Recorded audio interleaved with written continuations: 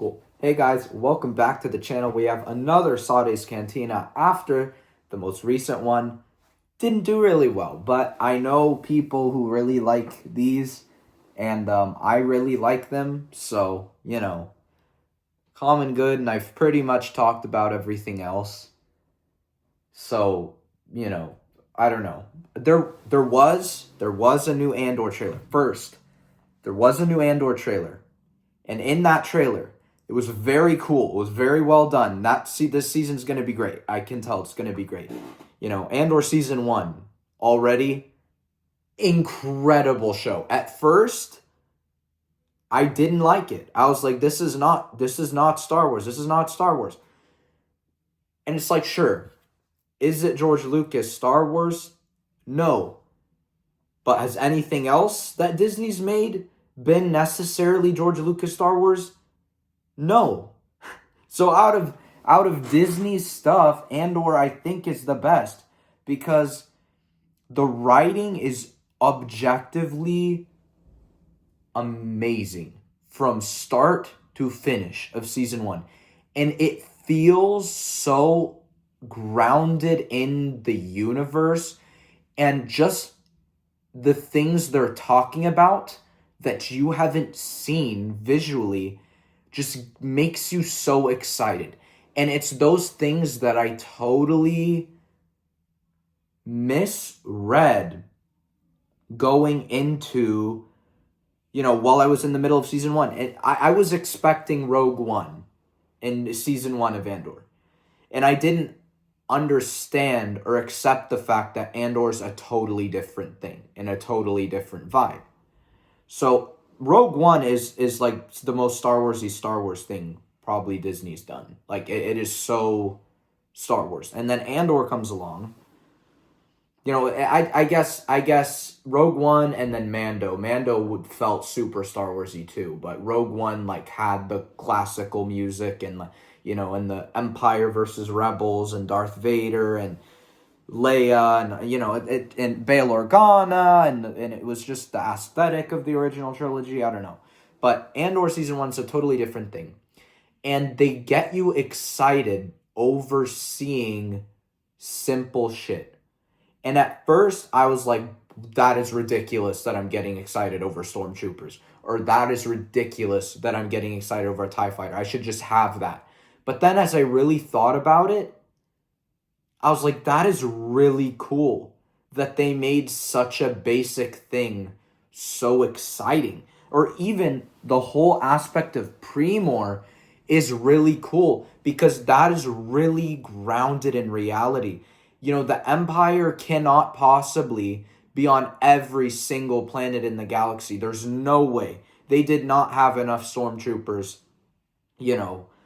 that early on to, I don't know, maybe they did, but still, they could not possibly be in every single corner of the galaxy. Do you know how big a galaxy is? There's no way you have enough troopers to do that. So then that's why they hire these corporate security people to watch over low threat planets. So, Pre-Mor was hired to, at first just watch the Morlana system, and then, once Cassian, kickstarted the action of the show and killed those 2 officers, then they made their way to Ferrix off a tip. And then they were watching over Ferrix because they had suspicion of someone who attacked their men. And then, they just lost embarrassingly, and Cassian got away, and they were just humiliated. And then the Empire was pissed at them that they didn't do their job and just completely removed them and dismantled them, made them pack up and get out. And then the Empire occupied Ferrix because it had this really weird high-level rebel activity. That alone shows the complexity, and that is just Pre-Mor. That is the idea of Pre-Mor. We haven't even gotten into the heads of Cassian or all those random side characters on Ferrix who have loads of character development. Then you go to the next arc on fucking, what is that planet called? Aldhani. And there's all those characters and their stories. And then you go to the prison arc on Narkina 5 and all those characters and their stories. He meets Ruscott Melshi, then you go to the, I guess, final wrap-up arc on Ferrix, and you see kind of the story of the first season, and all those characters kind of collide and come to a big close for that phase, and Luthen has tons of screen time and is developed, and he's still this really mysterious character. Mon Mothma is super, developed and watched over, throughout a lot of that show. And then obviously Cassian and what's her name? Vel, and all them. Like, there's all these different avenues. And Dedra Miro, there's all these different avenues, and Cyril that they take. And it just works so well. And it feels, even though it doesn't feel like George Lucas Star Wars, it feels like Star Wars. It feels like I'm in the universe, and that's really, really cool.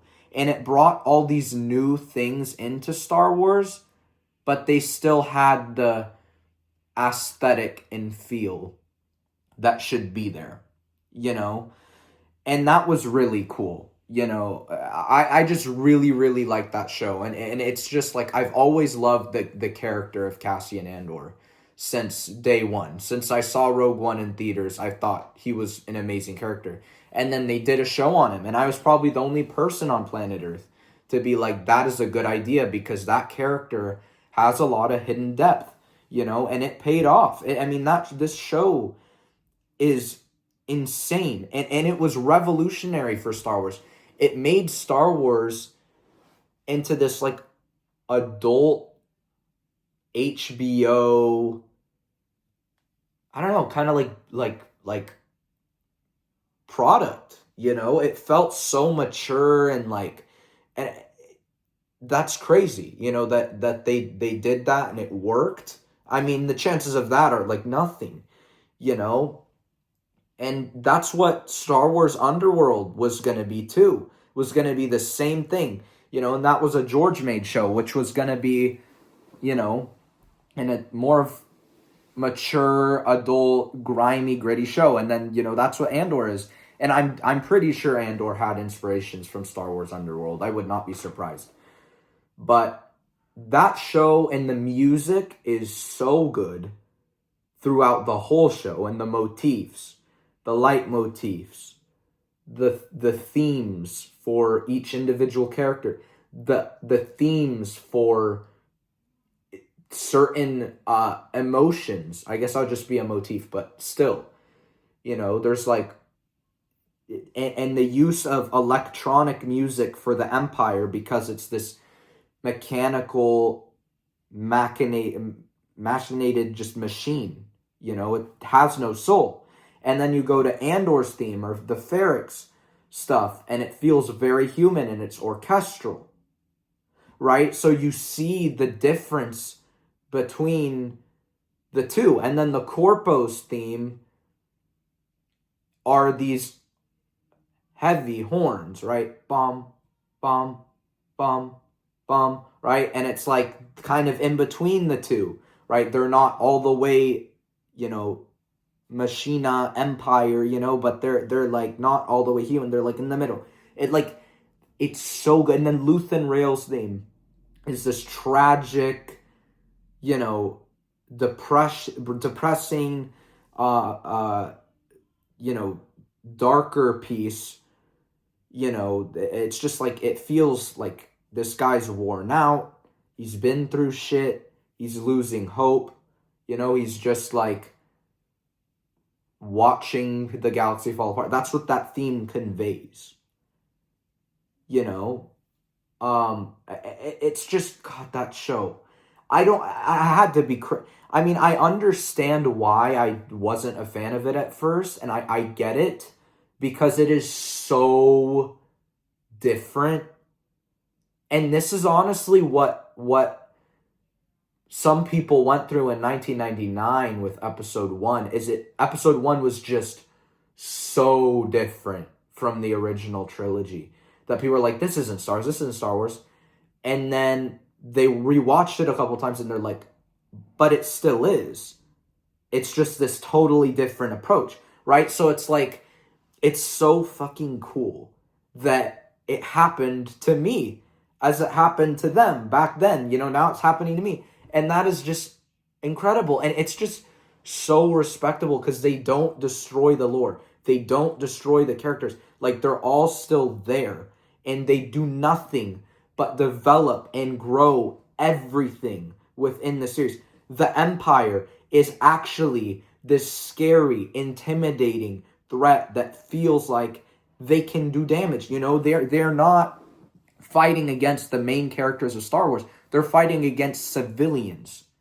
And you see what it's like with a stormtrooper watching you walk by in a spaceport. I remember seeing that scene and the biggest smile went on my face when they felt so menacing. It's like you could feel them there with you. And then not only all that stuff and the sound design, then you go to the technical shit. The sound design, the editing, the fucking cinematography, like all that shit is just perfect. That is one of the best. Andor, hear me out. Star Wars Andor is one of the best shows ever made. And it's 12 episodes long. Like, I mean, and that we haven't even gotten to season 2 yet, where we might be seeing Darth Vader. Because we see Dedra Meero, like, choking with nothing on her in the trailer. And people are like, oh, it's a panic attack. That is not a panic.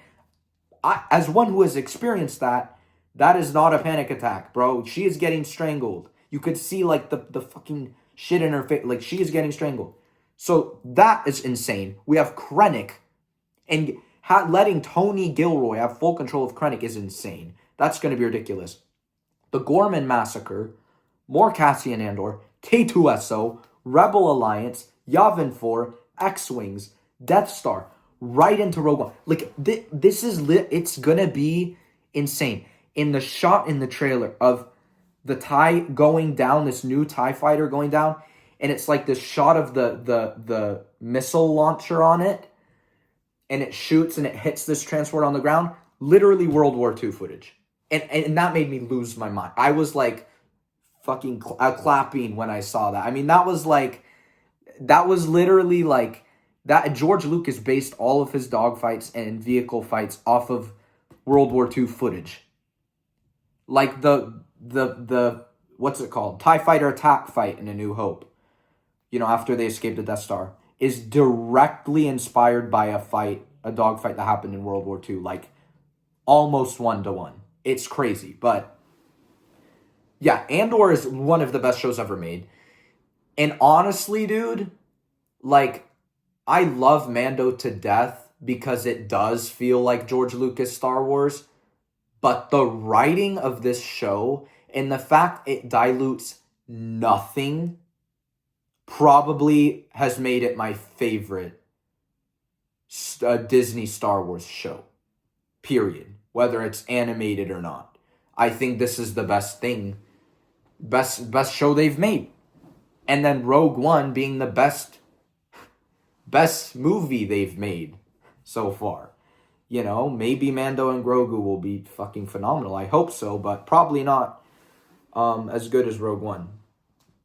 But who knows? It's Jon Favreau. He is a legend. So if they let him cook, it will be better. But if they don't, probably not. But yeah. Holy hell. It's like, and I've learned so much more about film. Like, not about, that sounds so stupid. But like, you know, I've really figured out what's important to telling a story. What is actually vital. What makes a story good, you know, and then I personally vibe with it. And then when you have just know the facts to back it up, it just makes it so much better. Like, when you have your personal feelings and facts to back it, like, there's nothing better than that. You're like, I'm literally just watching an amazing thing. To where I'm watching, like, what would be an example?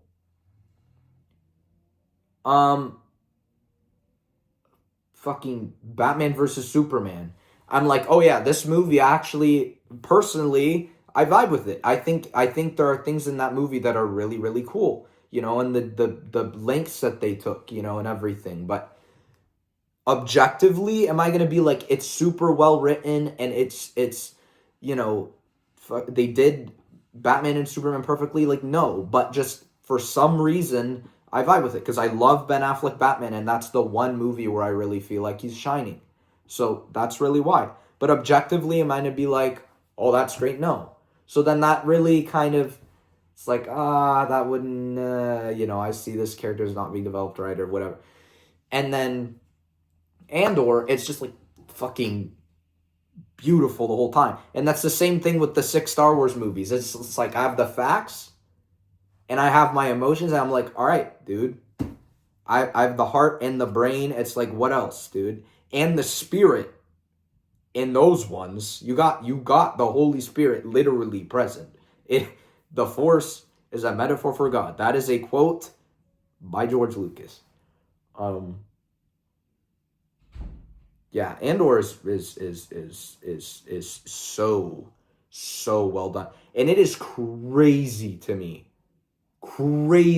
thinking back on it, how I just for some reason didn't like that show when it came out. I don't understand.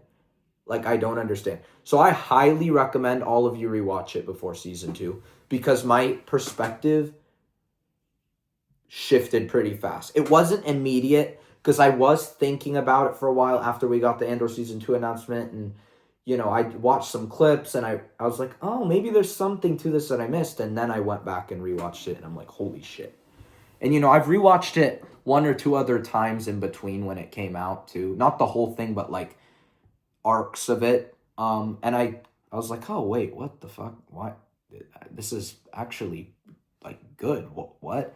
And then now that I'm doing a full rewatch, I'm like, oh, this is what everyone was talking about. I'm like, well, I was wrong there. And that's great. And I never hated Andor.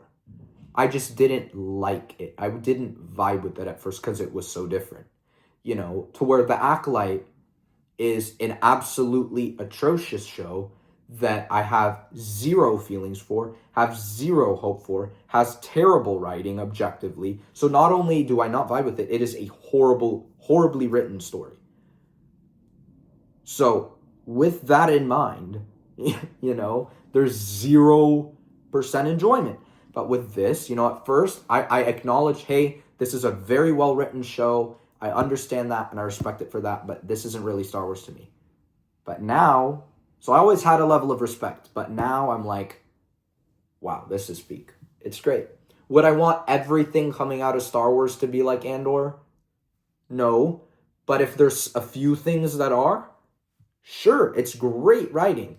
Great writing. And it's like, Andor is a show where the viewership increased from episode 1 to episode 12. And that's really, really cool. And as a producer, that is, that's really, really good. And that's a project that you'd want to green light, for another season, because it's showing a steady increase in interest, so. And then it really exploded after it came out, like after it was done and all the film people watched it, then it really exploded.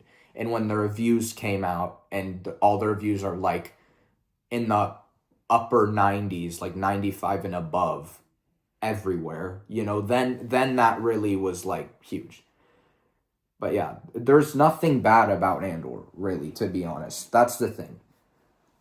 Like, objectively speaking, there's nothing bad about it. Personally, would I like to see more Empire directly? That's not even true, because they're very present in the show. It's just different. You're seeing different sides. And I don't know, because like that's really early Rebellion, where it's like 10 people, in that unit of rebels. So it's like, I don't know, like Vader wouldn't be involved yet. he wouldn't be involved yet. But obviously in season 2, I think the Gorman Massacre is big enough of an event that Vader would be wrong. I think that really, really, really, he's gonna show up. I think he's gonna show up. He has to. Like that. What? How else are they gonna like freaking? No. And then supposedly Cal is gonna be in season 2. Like season 2 is gonna be crazy. That it's gonna be so good, and you get like practically a movie's length of content a week, and that's crazy. Like you get like a Star Wars movie a week. I'll take it. I mean, crap, dude. Yeah, so yeah, and then there's all these guys that, the same fake fans who like have terrible takes on everything. They're also like, "Oh, Andor's a bad, boring, lame show." And I'm like, what?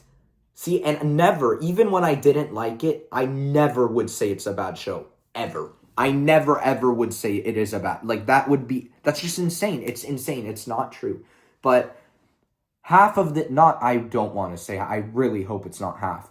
A quarter of this fandom only gives a shit about lightsabers, main characters being in everything, and, freaking big fight scenes and aesthetic things they can post on their TikTok page. That's all they care about. So that's why those people are like, "Oh, I loved the Acolyte fights in episode 5 because Chimere. Oh, Chimere. Oh, blah, blah, blah, blah. Oh, I like the Obi-Wan show because Hayden and..." Those people are a big part of the issue, and they're the same people who do not like this show. Because it's not... Not only don't like, but hate this show. Because it's not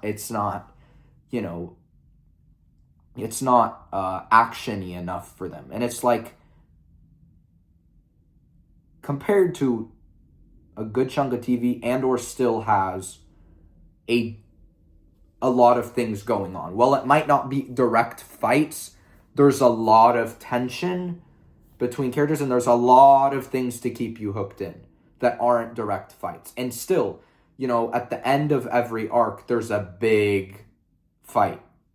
At the end of every one. The first one, it was the Ferrix fight. The end of the second one is the big heist, and then the episode after that, there's like this whole betrayal thing going on, and then the arc after that's the prison break, and then after that is the big Ferrix rebellion, So it's like there's tons of stuff going on, and the first whole episode starts with Andor, killing those 2 guards, right? So it's like there's stuff going on, and then the flashback stuff of when he's a kid, and the like separatist guy, walks out of the ship and shooting at the tribe's people. Like, there's stuff going on. It's just filled with tons of world building, and that's what we need right now. Is Disney has made their version of Star Wars so shallow, and that's what I loved about Mando, is it expanded Star Wars more, and then Andor does, I think, expand Star Wars just the same amount as Andor, it's like, or maybe even a little more, it like, just through dialogue, words being spoken, we got the freaking, what are they called? What? I have to look it up. There's like this, right, they canonized the Rakatan, which are deep Legends characters. And they were really the first, like, beings in the galaxy, basically, at the beginning of everything. The Rakata were the start. So that was really cool. They're using Legends stuff. And there's tons of Legends references in Andor. Even just in Luthen's shop, there's all these things. you know, and like just all these things to keep reminding you, hey, this is Star Wars. Or when, you know, Admiral Yularen is there, right? Like that's so cool. We've never seen him in the Imperial outfit, you know, and he's there and he's in live action. Like just so much of that show, you know, is great. So now I'm gonna make this an Andor video. This is not gonna be a Sade's Cantina anymore. Screw that. Yeah, you know, and it's you just, I don't know, you just see so much of the galaxy, and you get all these perspectives. You get the main like hero, the mentor, right? The love interest, which I think Bix and Andor have something going on.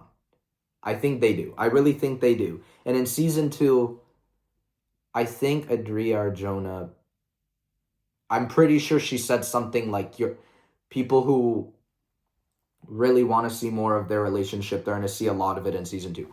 And from what we've seen in the trailer, they have stuff going on. I really think they have stuff going on. So I'm going to just, you know, call the love interest. Then there's like, he meets, you know, the friend, the best friend, the ally, who would be, you know, I think Melshi. Then there's the family, you know, his mom, what's her name? Gosh, there's so many freaking characters. Marva.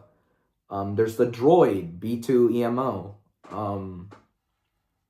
You know, like there's, so in that aspect, there's a lot of the same tropes as Star Wars when it comes to like the main hero and everything, you know, which is cool, you know, and that makes it feel more like Star Wars.